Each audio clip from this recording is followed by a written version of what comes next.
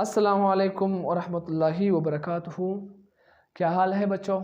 ठीक ठाक, हाल चाल ठीक है बच्चों। आज एक नया चैप्टर लेकर के हाजिर हुए हैं जिसे कहते हैं एसिड बेस एंड साल्ट।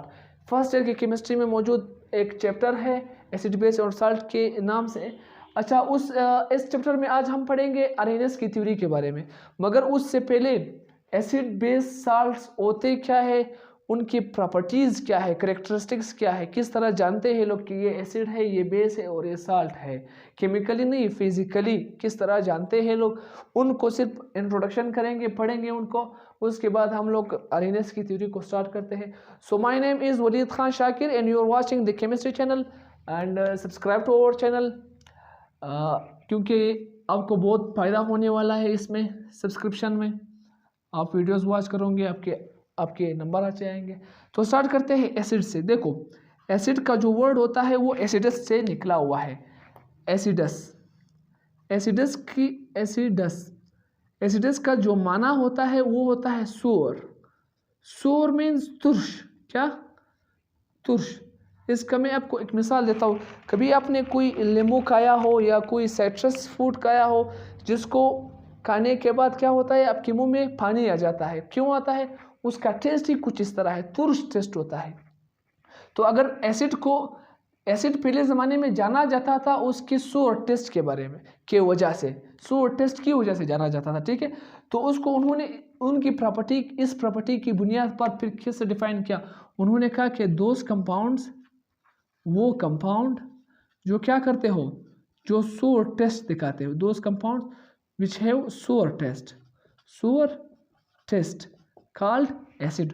उन्होंने सबसे पहले कहा कि भाई वो कंपाउंड जो होते हैं वो एसिड होते हैं, तेजाब होते हैं, जो सोर टेस्ट दिखाते हैं, नंबर 1। दूसरी बात उन्होंने, चलो इसके साथ कंपेयर करते हैं। इसके साथ साथ इसके मुकाबले में कुछ और कंपाउंड्स भी थे जिसको बेस कहा जाते थे। इसको कहते हैं असासे। ठीक है, एसिड के मुकाबले में था। ठीक है, बेस को फिर टेस्ट किस तरह था? इसका टेस्ट फिर था बिटर टेस्ट था, एक तल्ख टेस्ट इसका आ रहा था। ठीक है, कड़वा तल्ख टेस्ट आ रहा था। जो अगर इसकी टेस्ट को देखा जाए तो ये भी इसकी एक प्रॉपर्टी है जिसकी वजह से ये जाना जाता है। ये एक बिटर टेस्ट लगता था, बिटर टेस्ट से मुराद ये है कि ये तल्ख था, ये तल्ख टेस्ट रखता था। ठीक है, तो उन्होंने कहा था कि भाई अगर एसिड सोर टेस्ट रखते हैं वो कंपाउंड है, तो बेस फिर कौन से कंपाउंड होते हैं? वो कहते थे कि those compound which have bitter taste, जिनके बिटर टेस्ट होते हैं वो कौन से कंपाउंड होते हैं? वो बेस होते हैं। वो क्या होते हैं? बेस होते हैं जिसके बिटर कंपाउंड होते हैं। ठीक है, और साल्ट्स को छोड़ दो, साल्ट्स को इनके पढ़ने के बाद इनका इंट्रोडक्शन करेंगे, एक ही अल्फाज में करेंगे। ठीक है, एक ही जुमले में। दूसरी वजह ये थी जिससे ये लोग जानते थे कि ये एसिड है, वो एक पेपर को उठाते थे जिसको लिटमस पेपर कहा जाता है। बहुत से बच्चों का ख्याल होता है कि पेपर कोई आम पेपर होता है। ये आम पेपर नहीं होता है, सेलुलोज से बना हुआ एक पेपर होता है। सेलुलोज एक कंपाउंड है, हाइड्रोकार्बन है, उनको छोड़िए, बस इतना समझो कि इस तरह का एक छोटा सा लंबा सा क्या होता है, पेपर होता है। इस पेपर को क्या कहते हैं? लिटमस पेपर कहते हैं। ठीक है, ये सेलुलोज से बन करके बना होता है। ठीक है, ये क्या है? एक पेपर है जिसे कहते हैं लिटमस पेपर। जब लिटमस पेपर को, कौन से वाले लिटमस पेपर को? ब्लू लिटमस पेपर को। जब ब्लू लिटमस पेपर को एसिड्स के अंदर डाल दिया जाता था तो उनका जो कलर होता था वो रेड की तरफ चला जाता था, कन्वर्ट होता था रेड की तरफ। इंग्लिश में किस तरह लिखोगे कि acids turn blue litmus paper into red litmus paper. वो ब्लू लिटमस पेपर को रेड लिटमस पेपर में क्या कर रहा था? कन्वर्ट कर रहा था। लेट्स सपोज ये एक एसिड है। वीडियो को लास्ट तक वॉच करो, मैं एक एक लफ्ज़ को आपके सामने क्लियर कराऊंगा। ठीक है, ये लिटमस पेपर में ये एसिड है हमारे साथ, इसके अंदर हमने डिप किया है क्या? लिटमस पेपर को डिप किया। ये लिटमस पेपर है। ठीक है, इसका जो कलर होता है, लेट्स सपोज ये ब्लू कलर का होता है, ब्लू को छोड़ ये ब्लू कलर है। ठीक है, अब क्या हुआ? अब क्या होता है? जब जैसे ही ये लिटमस पेपर एसिड को टच करेगा तो इसका जो अपीयरेंस दिखता है, फिर किस तरह कलर चेंज करता है, वो क्या हो जाता है? रेड हो जाता है। क्या हो जाता है? रेड हो जाता है। इस तरह फिर उन्होंने ये भी पहचान लिया कि भाई अगर लिटमस पेपर को यहाँ पर डाल दिया जाए तो एक क्या होगा, रेड में चेंज होगा। अगर भूल जाते हो तो बस इस ब्लू कलम को याद रखना कि जब इसको इस तरह के पेपर को एसिड में डाल दिया जाता है तो क्या होता है, रेड की तरफ जाता है। और उसी लिटमस पेपर को, ये तो इसके मुकाबले में है ना, जो ये काम दिखाता है वो इसका उलट काम दिखाएगा। इसी लिटमस पेपर को अगर हम डाल दें बेस के अंदर, लेट्स सपोज ये एक कंटेनर है, इसके अंदर पड़े हुए हमारे साथ क्या है, बेस के मॉलिक्यूल है, ठीक है। इसके अंदर मैंने डाल दिया लिटमस पेपर। इस मर्तबा मैंने जो लिटमस पेपर उठाया था वो रेड लिटमस पेपर था, खुद के क्या था, रेड लिटमस पेपर था। रेड लिटमस पेपर को अभी ये कौन से उसमें शो करेगा, ये अभी इसको कन्वर्ट करेगा कौन से रंग में, ब्लू रंग में, ब्लू कलर में इसको क्या किया है, चेंज किया है। यानी अगर हम लिटमस पेपर बेसिस के अंदर डालें तो वो रेड लिटमस पेपर को ब्लू लिटमस पेपर में क्या करता है, टर्न करता है, चेंज करता है, कन्वर्ट करता है। तो इंग्लिश में कैसे लिखोगे कि bases are those compound those substances which convert red litmus paper into blue. अपने कॉपी में अपने साथ लिखते जाइए, ठीक है, टाइम ज़ाया नहीं करेंगे इसके अंग्रेजी पर, ठीक है। अच्छा, इसके रेड को यहाँ पर लिखूंगा। तीसरा जो पॉइंट था, तीसरा पॉइंट क्या था, देखो एसिड्स के बारे में जो तीसरा पॉइंट उन्होंने बताया था वो ये था कि ये जो एसिड्स होते थे, acids were considered as dangerous to skin, कि एसिड्स जो थे वो ये इसमें फर्क होता है। अभी देखो नींबू भी एक एसिड है, एसिडिक है, मगर वो एक वीक एसिड है ना। अगर इसी तरह हम किसी वो उसको उठाए ना, वो अपने क्या बोलते हैं उसको, गंधक के तेजाब को, ठीक है, अगर उसको उठाए उसको अपने हाथ के साथ टच करोगे तो आपके स्किन को क्या करेगा, ख़राब कर देगा, ठीक है। तो वो एसिड जो थे वो डेंजरस होते थे स्किन के लिए। अगर स्किन को उसके ऊपर स्किन पर डालोगे ना तो वो आपकी स्किन को क्या करेगा, ख़राब कर देगा। तो एक और प्रॉपर्टी थी एसिड्स के बारे में, लोग कहते थे कि ना ना ना ना दूर हो जाओ, ये एसिड है, ये आपकी स्किन को क्या करेगा, ख़राब करेगा। तो इस तरह भी पहचाना जा सकता था।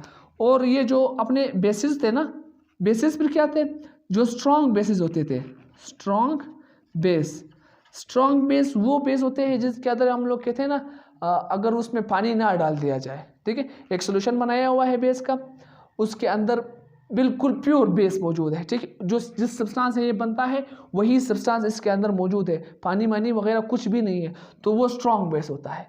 वो आपकी स्किन को क्या करेगा, ख़राब कर देगा, डेंजरस है स्किन के लिए, डेंजरस टू स्किन। मगर जो तुम्हारे साथ ये वीक बेसिस होते हैं वो कुछ भी नहीं करते, वीक बेस नो इफेक्ट, कोई इफेक्ट भी शो नहीं करता है तुम्हारी स्किन पर, कोई बात नहीं, अगर उसको आप हाथ पर लगाओ या ना लगाओ, ठीक है। ये एक और प्रॉपर्टी थी एसिड और बेस के बारे में। इसके साथ साथ एक और प्रॉपर्टी इसकी पढ़ेंगे कि जो एसिड होते हैं और बेस होते हैं, एसिड जो होता है इसकी चौथी प्रॉपर्टी ये है, देखो कि जो एसिड होते हैं ना, इसको पहले लिखना चाहिए था कि जो एसिड होते हैं वो वाटर सॉल्युबल होते हैं। क्या होते हैं, वाटर सॉल्युबल होते हैं। मगर इसमें कुछ एसिड इस तरह भी है जो वाटर इनसॉल्युबल होते हैं, वाटर इनसॉल्युबल होते हैं। इनसॉल्युबल तो नहीं होते हैं, वो स्फेरिंगली सॉल्युबल होते हैं, या हम कह सकते हैं आसान लफ्ज़ों में कि वाटर वीकली वाटर सॉल्युबल लिखो, वीकली वाटर सॉल्युबल होते हैं, कुछ ज़्यादा सॉल्युबिलिटी नहीं दिखाते हैं। इसी तरह जो अपने बेसिस होते हैं, फोर्थ पॉइंट्स का है कि ये एक वाटर सॉल्युबल होते हैं और कुछ इनसॉल्युबल होते हैं, नंबर 4।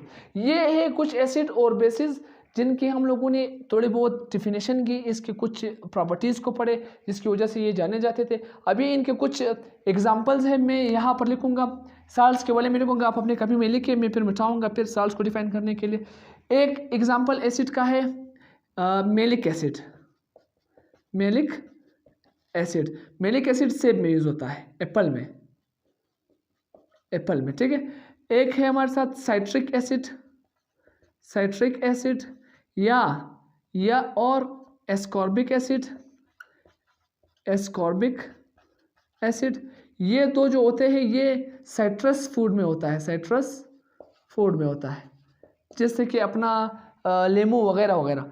और तीसरा है अपने साथ बहुत सारे एग्जाम्पल है, दुनिया का कोई चीज़ भी ऐसा नहीं है जो एसिडिक ना हो। सोल्यूशन में ना कुछ होते भी बेसिक होते हैं, साल्टिश होते हैं, न्यूट्रल होते हैं। मिसाल में कहता हूँ एसिडिक ज़रूर होते, बहुत ज़्यादा होते, ऐसा ना हो सब के सब एसिडिक लिखो। टार्टारिक एसिड है, टार्टारिक एसिड है, ये है।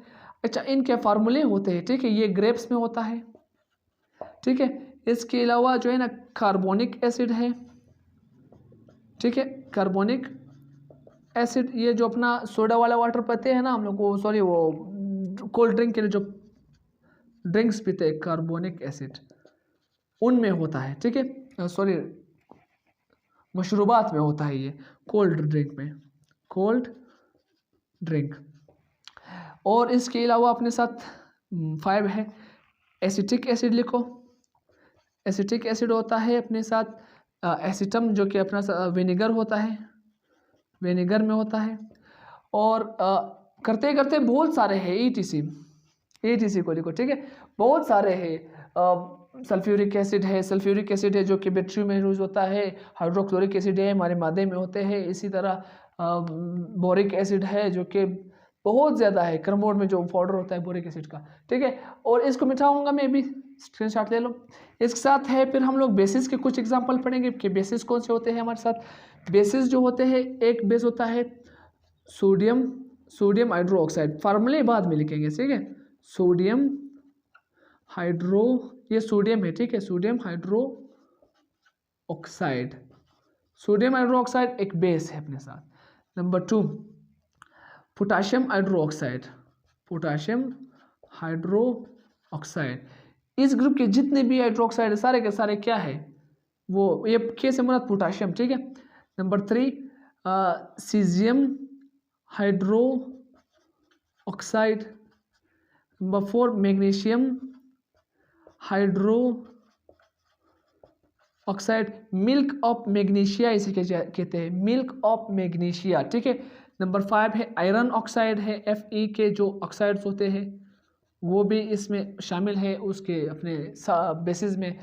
और भी बहुत सारे हैं ETC, ठीक है। बहुत सारे जो पहले ग्रुप के हाइड्रो ऑक्साइड होते हैं, दूसरे ग्रुप के हाइड्रो ऑक्साइड होते हैं, वो तो सब के सब क्या है, बेसिस होते हैं, ठीक है। इसके अलावा भी NH3 अमोनिया है, अमोनिया क्या है, बेस है, सही है। इसके साथ और भी बहुत सारे हैं, ठीक है। इसको अमोनिया कहा जाता है NH3 को, सही। अच्छा, मैं बहुत बेसिक से पढ़ाऊंगा, बस आप सिर्फ देखते जाओ।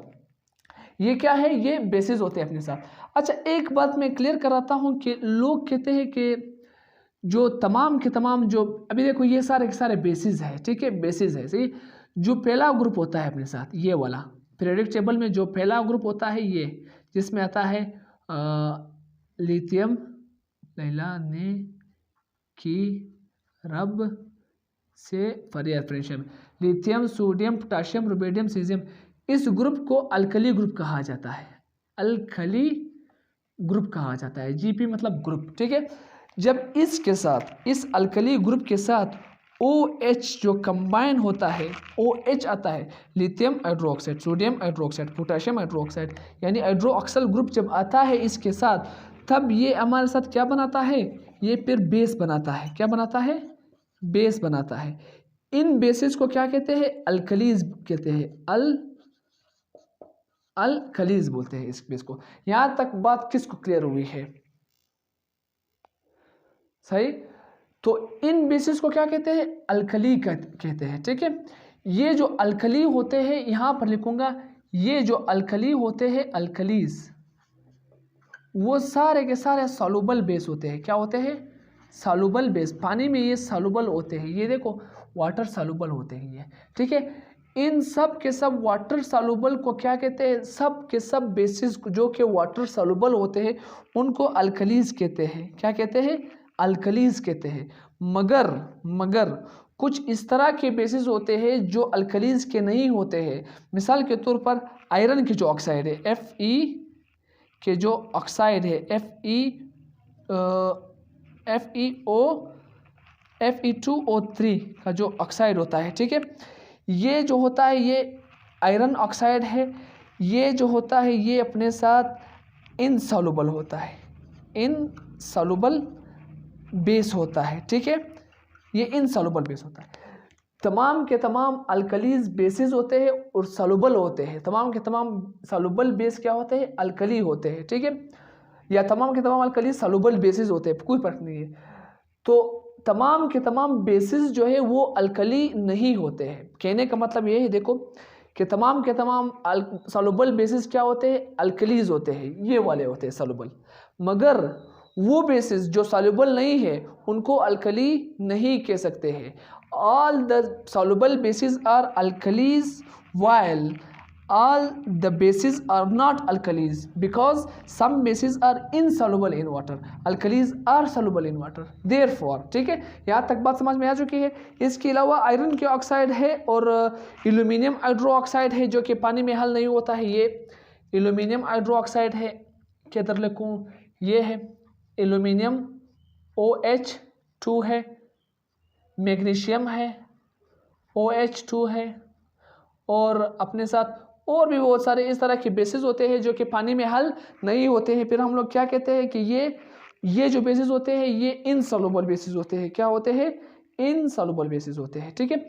FeOH2 है, सॉरी, ये है आयरन ऑक्साइड FeOH2 होता है, ठीक है, इनसॉल्युबल ऑक्साइड FeOH2, इसको आयरन ऑक्साइड के हाइड्रोक्साइड कहते हैं जो कि इनसॉल्युबल बेस है। यहाँ तक क्लियर है बात?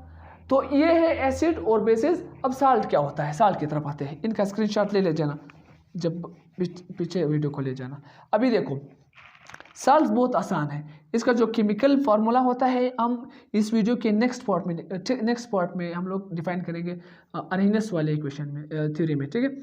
जब हम एक एसिड को उठा लें और उसके साथ एक बेस को क्या करें, रिएक्ट करें। मिसाल ये आपने एक बीकर उठाया था, ठीक है, इस बीकर के दौरान सबसे पहले आपने क्या डाला? एसिड डाला, ठीक है, एसिड डाल दिया आपने। अब उसके अंदर आपने और क्या डाला? एक मरतबा एसिड डाला, उसके बाद थोड़ी सी बेस भी डाल दी। इसके नतीजे में इसी बीकर के अंदर अब एक और चीज़ फॉर्म हो गई है। जो दूसरी चीज़ इनकी रिएक्शन की वजह से फॉर्म हुई है वो चीज़ क्या होती है? साल्ट होती है। क्या होती है? साल्ट होती है। प्लस H2O यानी कि तुम्हारा और हमारा जाना पहचाना वाटर है, पानी है, ठीक है। साल्ट और वाटर क्या होता है? फॉर्म होता है। किस तरह पता चलेगा? नीचे से इसको क्या करो? हीट करो। क्या करो? हीट करो। ये वही बीकर है मैंने यहाँ पर बनाया, इसके नतीजे में ये चीज़ बनी। इस हीट के दौरान क्या होगा? H2O बाहर चला जाएगा, ये है, ऊपर चली गई हुई H2O इवोपरेट हो चुकी है। नीचे क्या रह गई है? नीचे सिर्फ और सिर्फ साल्ट रह जाते हैं जिसको हम लोग कहते हैं रेजिड्यूज, ठीक है। ये साल्ट की क्या है? रेजिड्यूज है, बकायाजात है साल्ट के, ठीक है, ये यहाँ पर रह जाते हैं। तो ये जो साल्ट बन जाते हैं ये असल में एसिड और बेस की रिएक्शन की वजह से, those substance which are formed by the reaction between acid and base. एक डिफिनेशन तो ये है, सादा वाला डिफिनेशन, क्लास 5th वाला definition, those compound which are formed by the reaction between acid and base, such a reaction is called है neutralisation reaction. इन दोनों की रिएक्शन को क्या कहते हैं? न्यूट्रलाइजेशन रिएक्शन कहते हैं। खैर उसको छोड़ो, इसी वीडियो के नेक्स्ट पार्ट में वो पढ़ेंगे कि न्यूट्रलाइजेशन रिएक्शन क्या होता है। इसको मैं मिटा रहा हूँ, स्क्रीनशॉट ले लीजिए। ले लिया? अच्छा, अभी हम पढ़ेंगे कि अरहीनियस थ्योरी क्या है, क्या कहती है और इसका मकसद क्या है, इससे एसिड और बेस को किस तरह डिफाइन किया है। देखो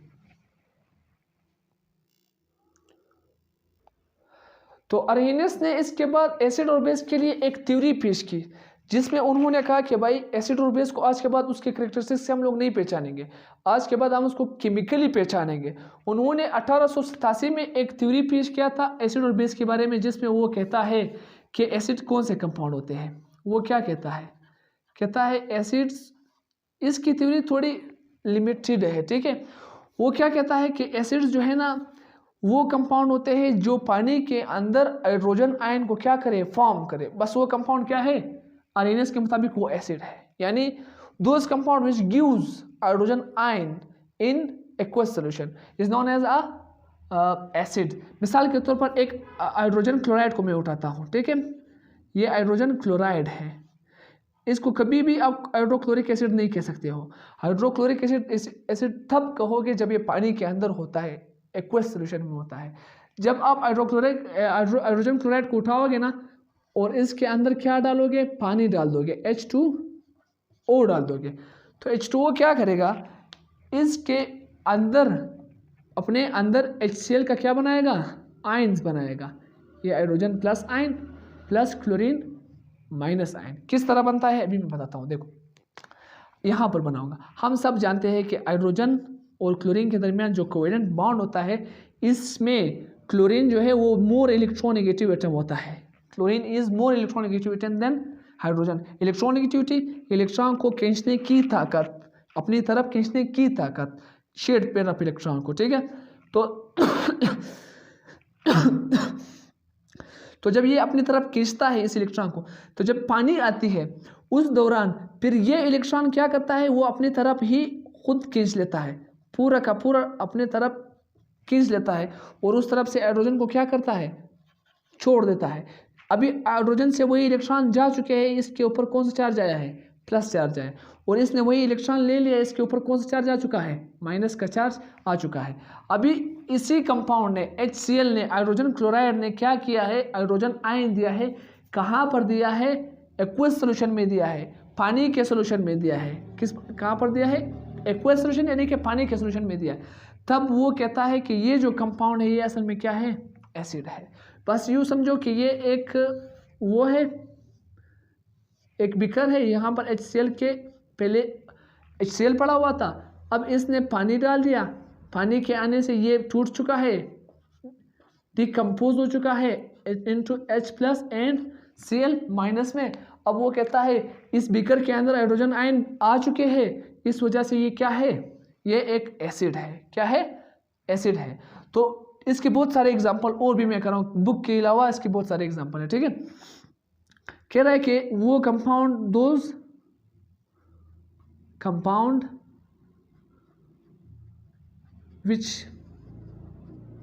which donate या give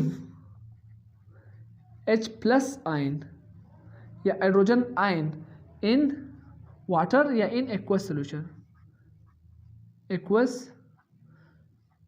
solution is known as acid। उसे क्या कहते हैं, एसिड कहते हैं। इसके अलावा एक और एग्जांपल है, H2SO4 का लेते हैं। ये H2SO4 है, देखो ये S है, double bond O with double bond O, single bond O, single bond oxygen and hydrogen here, one hydrogen is hair.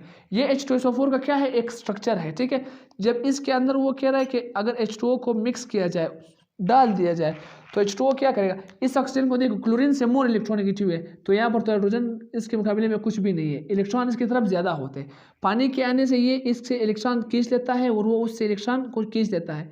यहाँ से एक मरतबा दे दिए, यहाँ से दूसरी मरतबा हाइड्रोजन आयन दे दिया, तो ये तो HCl से मोर एसिडिक निकला। क्यों, क्योंकि वो कह रहा था कि सिर्फ हाइड्रोजन आयन दे दे, इसने तो डबल हाइड्रोजन आयन दिए, एक मरतबा में नहीं देता है, एक मरतबा ये दे देता है, यहाँ पर एक और चीज़ बन जाता है, HSO4 बन जाता है। HSO4 दोबारा हाइड्रोजन दे करके क्या बनाएगा, S double bond O, single bond O minus, double bond O and O minus, ये आयन बन जाता है। इसको हम छोटे अल्फाज में इस तरह लिख सकते हैं, SO4 माइनस 2, जिसको सल्फेट कहते हैं। क्या, सल्फेट, सल्फ्यूरिक एसिड से सल्फेट बन चुका है अभी, ठीक है। सल्फेट है प्लस और क्या है, हाइड्रोजन के आयन है, कितने हैं, 2 है, तो 2 हाइड्रोजन के आयन दे दिए और एक SO4 माइनस 2 दे दिया, सल्फेट एंड 2 हाइड्रोजन। तो वो कंपाउंड जो हाइड्रोजन के आयन देते हैं वो क्या होता है, आरएनएस का एसिड, आरएनएस का एसिड होता है। ये भी क्या है, आरएनएस एसिड है। इसके अलावा एक और एग्जांपल देता हूँ, एक और एग्जांपल Cl का है, क्लोरीन का है। Cl double bond O, double bond O and O, sorry यहाँ पर H है और यहाँ पर भी डबल बॉन्ड O है। इसको कहते हैं परक्लोरिक एसिड। ये परक्लोरिक एसिड है। 1 2 3 4 ऑक्सीजन, 1 हाइड्रोजन एंड 1 क्लोरीन, इसका known has perchloric acid. Perchloric acid तब पता चला कि ये क्लोरीन के ये एसिड है जब इसने पानी के अंदर क्या दिया, एक हाइड्रोजन आयन दिया। इसने इससे ले लिया इलेक्ट्रॉन, इसके ऊपर प्लस उसके ऊपर माइनस, यहाँ पर क्या बन चुका है, इस तरह नहीं लिखूंगा, Cl 1 2 3 4 -1 प्लस 1 हाइड्रोजन, तो इसको कहते हैं ना परक्लोरिक एसिड। ये परक्लोरेट बन चुका है, क्लोरेट बन चुका है। तो इसका क्या हुआ है, हाइड्रोजन आयन इसने ले दिया। ये भी क्या है, एक एसिड है। कौन सा एसिड है, आरएनएस एसिड है। इसके अलावा आरएनएस के और भी बहुत सारे एसिड है। ये सल्फ्यूरिक एसिड है, H2SO4 कौन सा एसिड है, H2SO4, ये सल्फ्यूरिक एसिड है। एक है HSO3, ये कौन सा एसिड है, ये इसको कहते हैं, ये सल्फ्यूरिक एसिड है, ये सल्फ्यूरस एसिड है, सल्फ्यूरस एसिड है। ये HClO4 है, परक्लोरिक एसिड है। तो ये जो अपना दूसरा एसिड है वो है HClO है, ठीक है। इसको कहते हैं हाइपोक्लोरस एसिड। क्या, हाइपोक्लोरस एसिड। इस पर एक वीडियो फिर बनाऊंगा कि इसको क्लोरस क्यों कहते हैं, इसको क्लोरिक क्यों, सॉरी सल्फ्यूरस क्यों कहते हैं, इसको सल्फ्यूरिक क्यों कहते हैं, क्लोरस क्यों कहते हैं, क्लोरिक क्यों कहते हैं, बाद में देखेंगे इसको। आज सिर्फ ये देखो, इसके अंदर हाइड्रोजन मौजूद है, ये दे रहा है, जी दे रहा है, तो ये आरएनएस का एसिड है। इसके अंदर भी हाइड्रोजन मौजूद है, ये दे रहा है, जी दे रहा है, ये भी आरएनएस का एसिड है। ये भी क्या है, आरएनएस का एसिड है, क्योंकि ये हाइड्रोजन दे रहा है, क्या कर रहा है, दे रहा है। तो ये सारे के सारे जो एसिड दिख रहे हैं ये क्या है, ये हाइड्रोजन के एसिड होते हैं, ठीक है। इसके अलावा हमारे साथ और भी बहुत सारे एग्जाम्पल है, जो HBr है, HBr हाइड्रोजन ब्रोमाइड, पानी में जाएगा तो hydrobromic acid, chloric acid bromic acid बन जाएगा। हाइड्रोजन आयोडाइड, ये सारे, ये भी हाइड्रोजन दे रहा है, ये भी दे रहा है, तो ये भी क्या है, ये भी क्या है, आरएनएस के एसिड, बोल लो ना, आरएनएस के एसिड। ये H2SO3 है, ठीक है, सॉरी H2SO3 है, 2 हाइड्रोजन आयन देगा तो क्या बनाएगा, SO3 -2 में जाएगा और वो +2 में जाएगा, तो क्या है, आरएनएस के एसिड होते हैं। तो ये सब क्या है, आरएनएस के एसिड है, जो कि बहुत आसान है, इसमें कोई मसला नहीं होगा। और ये बहुत सारे एग्जाम्पल है, लास्ट में और भी बहुत सारे एग्जाम्पल कराऊंगा, बस देखते ही जाओ और सीखते ही जाओ, ठीक है। इसमें इंशाल्लाह कोई मसला भी आप लोगों को नहीं होगा, और आज के बाद एसिड और बेस के चैप्टर में कोई मसला नहीं होगा। सिर्फ एक मरतबा वीडियो को फुल वॉच करो। इसके बाद आते हैं बेसिस। क्या है, आरएनएस के बेस क्या होता है। जिस तरह उन्होंने हाइड्रोजन के लिए H का जिक्र किया था, H+ का, इस तरह इसमें सिर्फ ये बात कहता है कि अगर हम कोई सब्सटेंस उठा ले, क्या उठा ले, सब्सटेंस उठा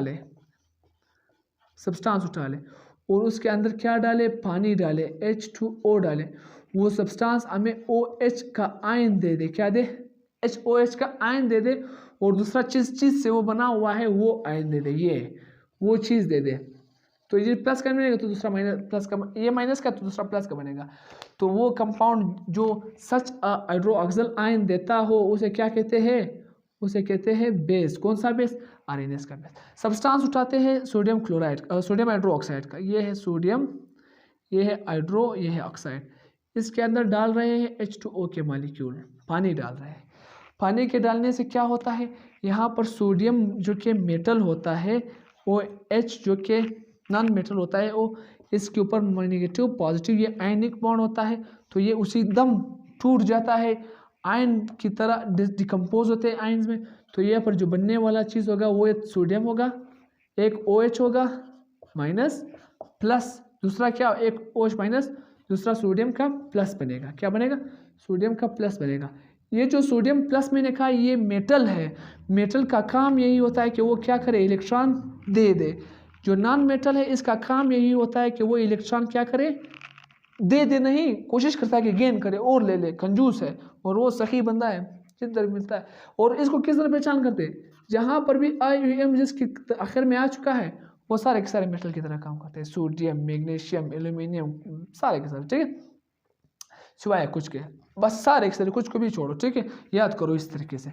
इसके ऊपर भी एक वीडियो आएगी इंशाल्लाह। तो ये है आरएनएस के क्या बेसिस, सोडियम हाइड्रोक्साइड का है एक बेस है। क्यों? OH दे रहा है, हाइड्रो ऑक्साइड, इसको कहते हैं ना हाइड्रो ऑक्सल आयन, हाइड्रो ऑक्सल आयन या हाइड्रो ऑक्सी आयन, कुछ भी कहते हैं, दोनों लफ्ज वो करते हैं, हाइड्रो ऑक्सल या हाइड्रो ऑक्सी। इसके साथ दूसरा जो इसका एग्जाम्पल है वो है अपने साथ ये दूंगा, मैग्नीशियम OH2। इसका जो स्ट्रक्चर फार्मूला होता है उस तरह होता है, देखो ये मैग्नीशियम है, एक OH ये है, दूसरा OH ये है, इस तरह होता है, ठीक है, MgOH2। तो इसको मैं यहाँ पर इस तरह कंबाइंड फॉर्म में लिखूँगा। इसके अंदर पानी डालने से क्या होगा? वैसे ये इनसॉल्युबल बेस होता है, ठीक है, ये इनसॉल्युबल बेस होता है, ये पानी के अंदर डिजोल्व नहीं, अगर ये फिर भी अगर इसका रिएक्शन दिखाना हो ना और आप कह रहे हो कि ये करे तो ये +2 पर जाएगा। क्यों? इससे 2 ही OH निकलेंगे, ये मैग्नीशियम है, एक OH मैग्नीशियम, एक OH ये है, एक OH ये है, एक यहाँ से ऑक्सीजन इससे ले जाएगा, यहाँ से भी ले जाएगा, इसके ऊपर +2 का आएगा। एक इलेक्ट्रॉन की जगह से +1, दूसरे की जगह से +2 और ओवरऑल चार्ज +2 हो जाएगा। तो OH के कितने मॉलिक्यूल निकले? 2, एक पर -2 है तो 2, एक पर -1 है तो 2 पर कितना होना चाहिए? -2 का होना चाहिए, ठीक है। तो ये कंपाउंड मिलेगा। अब मैंने इसलिए ये ड्रा किया क्योंकि ये एक वाटर सॉल्युबल मॉलिक्यूल है, बेस है, इसको फिर अल्कली कहेंगे। क्या? बेस तो है, एक अल्कली बेस है। ये एक वाटर इनसॉल्युबल है तो फिर इसको सिर्फ बेस कहेंगे, अल्कली नहीं कह सकते, ये बात समझाना था। और जो कि ये वाटर इनसॉल्युबल है फिर भी मैंने इसका रिएक्शन दिखाया, सिर्फ रिएक्शन दिखाने के लिए मैंने इस तरह किया, और हीट करने से कुछ भी हो सकता है, फिर ये हो सकता है, ठीक है। तो ये अरेनियस के क्या है? बेसिस होते हैं। इनके थोड़े बहुत एग्जाम्पल होते हैं कि MgOH2 है, कैल्शियम OH2 है, आयरन के जो OH2 है इसके पास सीजियम OH है, CSOH है, और फिर है सीजियम है, आयरन है, पोटेशियम है, और मेटल्स के ऑक्साइड, हाइड्रो ऑक्साइड, ये मेटल्स है, मेटल्स के जो हाइड्रो ऑक्साइड होते हैं, हाइड्रो ऑक्साइड होते हैं, वो सब के सब बेसिस होते हैं। क्या होते हैं? बेस होते हैं। तो ये क्या है? ये आरएनएस के वो है, आरएनएस के क्या है ये अपने साथ? आरएनएस के एग्जाम्पल है, एसिड और बेस के एग्जाम्पल है, सही। तो ये आरएनएस ने ये थ्योरी पेश की थी। असल में टाइम देखो कि कितना वीडियो हो चुका है अभी, 23 मिनट एक वीडियो तो। अच्छा, तो इसके साथ साथ इसी नेक्स्ट वीडियो में हम मिलेंगे आरएनएस की लिमिटेशंस को लेकर के, कि यार उसकी लिमिटेशन ये थे, देखो इसके लिमिटेशंस क्या थे, लिमिटेशंस क्यों फेल हुआ था आरएनएस, उसकी वजह क्या थी, क्यों से गलती की थी आरएनएस ने। तो उसके साथ साथ कल इंशाल्लाह उसी वीडियो के साथ मिलेंगे। अभी हमें दीजिए इजाज़त, और इसके साथ साथ एक ज़रूरी पैगाम ये है कि आप हमारे चैनल को सब्सक्राइब कर दीजिए और हमको सपोर्ट करें, हम आपको सपोर्ट करेंगे। ये वीडियो उन लोगों तक पहुंचा दो जो बिल्कुल कोचिंग अफोर्ड नहीं कर सकते हैं, हम उनकी खिदमत के लिए हाजिर है, हर वक्त हाजिर है। हमारे वीडियोज़ को लाइक दीजिए अगर आपको पसंद आती है, और थैंक यू सो मच। अल्लाह हाफिज़।